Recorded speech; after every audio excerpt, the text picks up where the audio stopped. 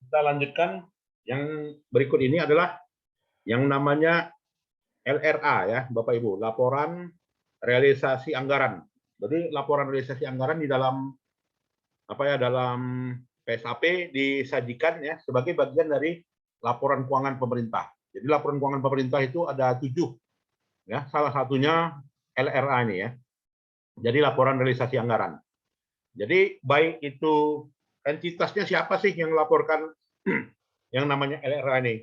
Nah, jadi yang melaporkan ini wajib ya Bapak Ibu, pemerintah pusat dan pemerintah daerah yang menggunakan APBN maupun juga APBD. Nah kalau perusahaan daerah gimana? LRA bisa nggak gitu kan? Misalnya apa? Misalnya PDAM. Nah, bisa nggak menggunakan LRA? Itu menjadi pertanyaan. Jawabnya boleh tidak gitu ya. Boleh tidak ya. Artinya LRA itu hanya untuk pemerintah pusat dan pemerintah daerah yang sumber pendanaannya APBN dan APBD. Kalau PDAM kan sudah kekayaan daerah yang dipisahkan ya kan. Maka laporan keuangannya laporan keuangan SAK komersil ya. Di SAK nggak ada yang namanya LRA. Nah ini laporan realisasi anggaran menyediakan informasi mengenai belanja gitu ya, pendapatan ya, belanja, transfer ya, surplus defisit dan pembiayaan. Nah itu dari suatu entitas pelaporan yang masing-masing dibandingkan dengan anggarannya. Nah itu isinya LRA ini. Jadi gunanya apa? Ya gunanya bisa mengevaluasi mengenai yang dianggarkan, gitu ya, sumber daya ekonomi, akuntabilitas, ketaatan terhadap laporan ya, yang menyediakan informasi mengenai sumber alokasi penggunaan ekonomi. Nah itu Bapak Ibu. Dan LRA yang dalam hal ini yang menyajikan pendapatan, belanja dan apa tadi gitu ya, pembiayaan tadi gitu ya, itu basisnya adalah basis kas gitu ya. Kecuali pendapatan yang ada di LO ya, laporan operasi, itu basisnya adalah accrual. Nah, ini basisnya adalah cash basis gitu ya. Nah, cash basis artinya diakui pada saat diterima ya. Diakui pada saat diterima pada rekening kas umum atau juga kas daerah. Nah, ini. Belanja diakui pada saat terjadinya pengeluaran. Nah, ini yang namanya cash basis gitu ya. Penerimaan pembiayaan diakui pada saat diterima kas. Nah, makanya cash basis. Pengeluaran pembiayaan diakui pada saat dikeluarkan kas. Nah, ini ciri khas dari cash basis. Nah, itu ya karakteristiknya. Nah, laporan realisasi anggaran di sini sekurang-kurangnya mencakup sebagai berikut isinya ya. Pertama pendapatan ya, LRA, yang kedua belanja ya, yang ketiga transfer, yang keempat surplus defisit, ya, yang kelima pengeluaran pembiayaan, yang keenam pembiayaan neto, yang ketujuh silpa ya. Apa itu silpa? Selisih lebih penggunaan anggaran ya. SIPA apa itu? Selisih kurang penggunaan anggaran. Jadi pos judul dan jumlah lainnya disajikan dalam laporan realisasi anggaran ya, apabila diwajibkan oleh PSAP.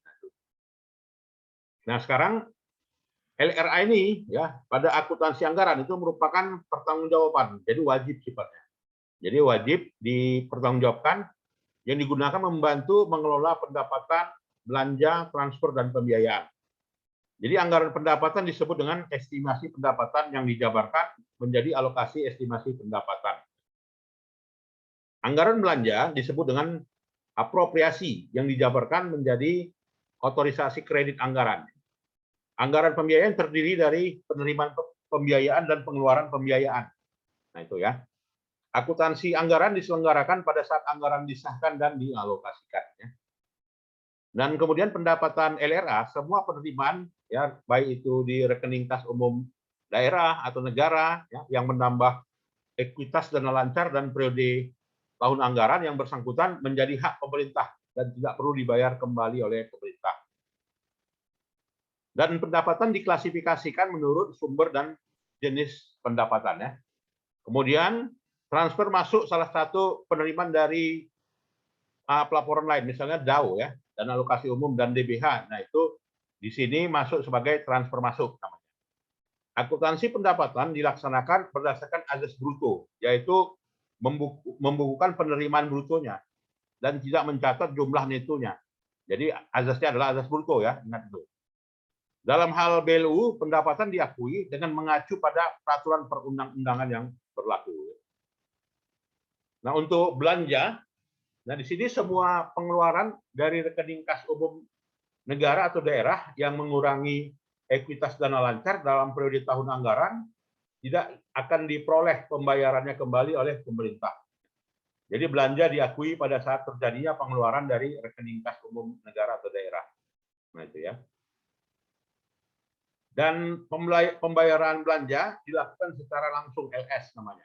Maka ada mekanisme bendahara LS gitu ya. Dan atau melalui dana kas kecil yang diberikan pada bendahara pengeluaran. Kalau di daerah namanya ini semuanya dilaksanakan melalui mekanisme SIMDA ya, Sistem Informasi Kas Daerah ya. Pada saat kas dibelanjakan oleh bendahara pengeluaran belum diakui sebagai belanja ya. Pada saat dipertanggungjawabkan ya penerbitan SP2DGU baru diakui sebagai belanja ya. Dan kemudian bagaimana perlakuan surplus atau defisit? Nah, jadi untuk surplus atau defisit, nah maka terjadi bisa lebih, bisa kurang gitu ya. Kalau katanya lebih, surplus ya. Kalau kurang namanya defisit gitu ya. Jadi kalau dia yang dikatakan selisih lebih itu gimana? Pendapatan dengan belanjanya lebih besar pendapatan. Kalau dia selisihnya kurang bagaimana? Pendapatannya lebih kecil dibanding dengan belanja. Satu periode gitu ya. Jadi surplus ini satu periode pelaporan. Defisit begitu juga sama ya satu periode pelaporan ya. LRA juga menyajikan yang namanya pembiayaan. Nah, jadi bicara pembiayaan, maka penerimaan maupun juga pengeluaran yang perlu dibayar ya atau akan diterima kembali dalam penganggaran pemerintah untuk menutup defisit atau memanfaatkan surplus anggaran. Penerimaan 34 pembiayaan antara lain berasal dari pinjaman dan hasil divestasi ya. 35 sementara pengeluaran pembiayaan antara lain digunakan untuk pembayaran kembali pokok pinjaman ya, pemberian pinjaman kepada entitas lain dan penyertaan modal pemerintah. Jadi kalau bicara yang namanya pembiayaan itu ada penerimaan pembiayaan, ada pengeluaran pembiayaan. Nah, yang menjadi pertanyaan misalnya kalau misalnya suatu daerah itu ingin menginvestasikan pada BUMD, misalnya Pemkab Dairi gitu ya, investasi pada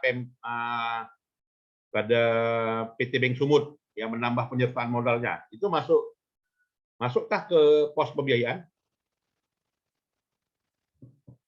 Masuk, Pak. Masuk ya, masuk. Tepatnya di mana? Apakah penerimaan pembiayaan atau pengeluaran pembiayaan?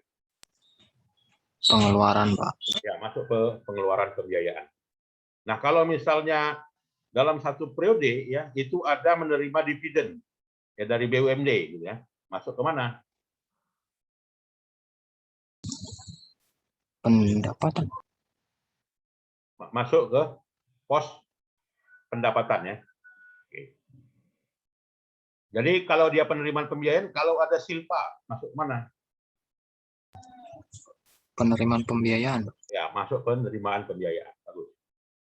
Jadi antara penerimaan dan pembiayaan terjadi yang namanya selisih gitu ya. Jadi selisih antara penerimaan pembiayaan itulah namanya pembiayaan itu gitu ya. Jadi terjadinya silpa ya, I-nya kecil gitu ya. Nah, ini antara selisih lebih atau juga kurang dari antara pendapatan dengan realisasi belanja serta penerimaan dan pengeluaran pembiayaan selama satu periode. Nah, itu namanya silpa ya. Ya, berikutnya kita lihat laporan arus kas gitu ya. Jadi yang namanya laporan arus kas di PSAP ini beda ya dengan SAK. Bedanya di mana? Ya bedanya nanti di laporan arus kas itu ada 4 aktivitas. Ya kan? Menurut SAK ada 3. Nah ini jadi karakteristiknya berbeda. Arus kas ini siapa yang menerapkan? Ya, yang menerapkan pemerintah pusat dari pemerintah daerah. Ya. Kemudian organisasi yang menurut standar wajib menyusun laporan arus kas. Ya. Jadi arus kas itu adalah komponen laporan keuangan, bagian dari komponen laporan 7 laporan keuangan yang dikatakan dengan laporan keuangan SPAP ya, standar akuntansi pemerintahan. Manfaatnya apa gitu ya? Nah, manfaatnya sebagai indikator gitu ya, jumlah kas di masa yang akan datang serta berguna menilai kecermatan ya atas taksiran kas yang dibuat sebelumnya ya. Jadi alat pertanggungjawaban arus kas masuk dan arus kas keluar selama periode pelaporan.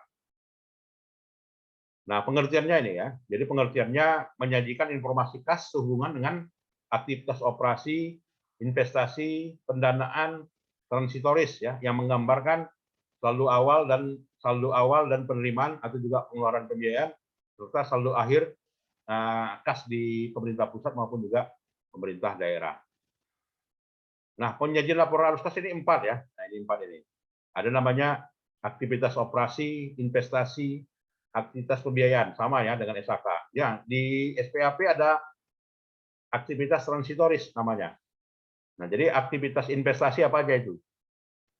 Aktivitasnya terdiri aktivitas uang masuk dan uang keluar kan, atau arus kas masuk dan arus kas keluar. Jadi kalau arus kas masuknya penerimaan perpajakan ya, penerimaan negara bukan pajak ya, penerimaan hibah kan, penerimaan bagian laba perusahaan ya, penerimaan lain atau juga penerimaan dari pendapatan luar biasa serta penerimaan transfer ya. Nah, untuk arus kas keluarnya apa saja? Pembayaran gaji pegawai, pembayaran barang, pembayaran bunga, pembayaran subsidi, pembayaran hibah, pembayaran bantuan sosial. Nah, itu namanya arus kas keluar ya dari aktivitas investasi. Nah, sekarang aktivitas pendanaan. Nah, masih aktivitas investasi dulu ya. Penjualan aset masuk di arus kas investasi ya. Penjualan pencairan dana cadangan masuk arus kas investasi. Pengeluaran untuk arus kas investasi berupa ya perolehan aset ya. Jadi kalau beli aset ya beli gedung ya kan, beli kursi gitu ya, maka masuk penjualan aset, perolehan aset ya. Masuk pada arus kas keluar aktivitas investasi.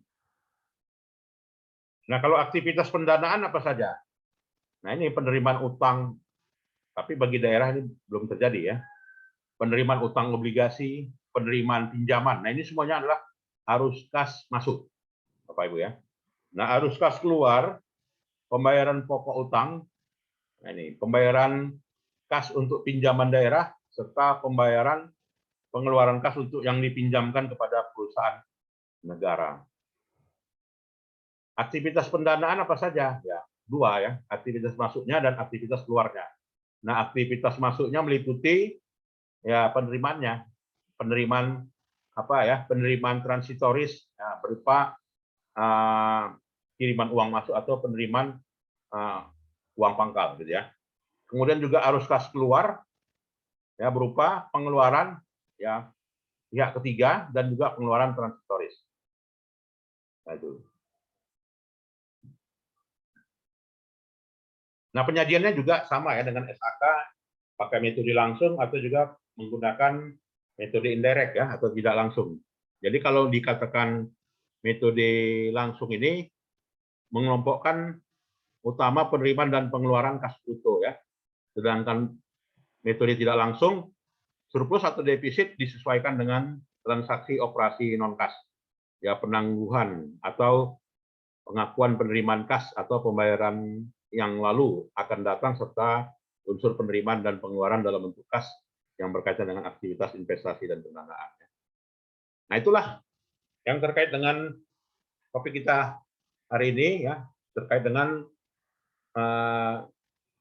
yang namanya apa ya, LRA ya, laporan realisasi anggaran. Bisa kita simpulkan ya bahwasanya LRA itu sifatnya cash basis gitu ya, tapi yang pos pendapatan LRA itu adalah disajikan berdasarkan pada cash basis gitu ya, sedangkan pendapatan pada laporan operasional itu disajikan berdasarkan pada accrual base ya.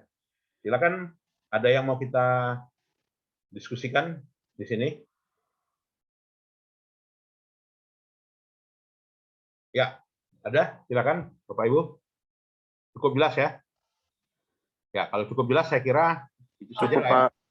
Ya, perkuliahan kita, dan kita lanjutkan di minggu depannya ya. Jadi ini untuk 2 materi yang minggu lalu juga kita nggak masuk ya, jadi 2 materinya sudah tergantikan ya. Baik, untuk tugasnya nanti saya apakan ya, saya share bukti LOA-nya ya untuk segera diterbitkan, sehingga keluaran dari perkuliahan ini kita punya karya ilmiah ya, adik-adik mahasiswa, bapak-bapak ibu punya karya ya, dan karya itu apa ya selama apa ya bisa bermanfaat bagi Universitas Sumatera Utara ya. Ya, terima kasih. Saya kira itu saja perkuliahan kita dan kita lanjutkan minggu depan. Terima kasih. Assalamualaikum warahmatullahi wabarakatuh. Salam sehat. Waalaikumsalam warahmatullahi wabarakatuh. Makasih, Pak. Waalaikumsalam warahmatullahi wabarakatuh. Terima kasih, Pak. Ya, boleh meninggalkan ruangan. Terima kasih.